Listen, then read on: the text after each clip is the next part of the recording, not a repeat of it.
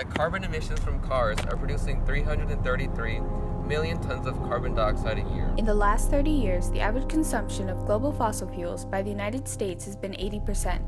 Fossil fuels are the most dangerous contributors to climate change.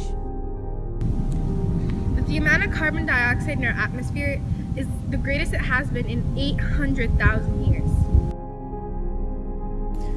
That for centuries, the carbon dioxide level in the atmosphere has never been at more than 300 parts per million. Now, it is at 400 parts per million. That due to the effects of global warming, 25 to 35% of animal and plant species are at risk of extinction.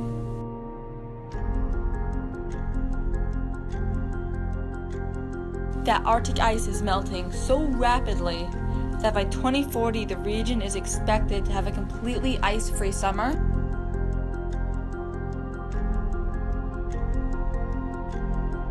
That rising sea levels are at an all-time high and are approaching 3 centimeters per year and have moved 8 inches higher within the past 4 decades.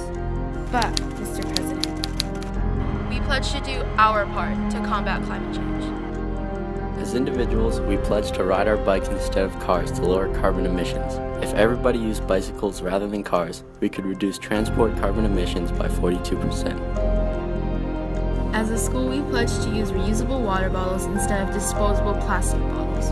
If everyone switched to reusable bottles, we could save 2.7 million tons of plastic and 17 million barrels of crude oil, enough to fuel 1 million cars for an entire year.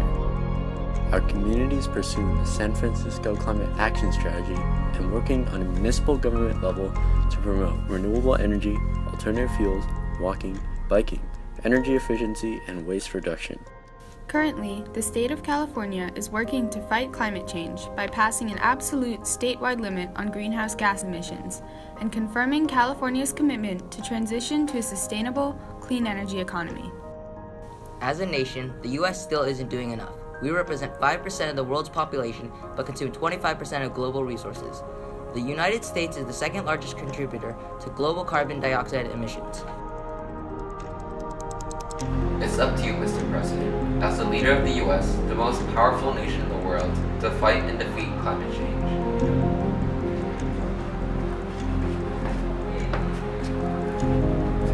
You can use your platform to spread awareness about climate issues and enforce current climate protection laws and support the work of the EPA. You can penalize corporations that damage our environment. For example, did you know that in January 2017, a pipeline that ran through multiple Midwestern states, owned by the Magellan Midstream Partners, leaked an estimated 47,000 gallons of diesel?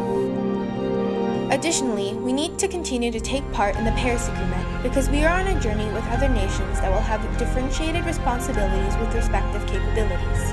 We need to continue the path of lowering greenhouse gas emissions to preserve our world.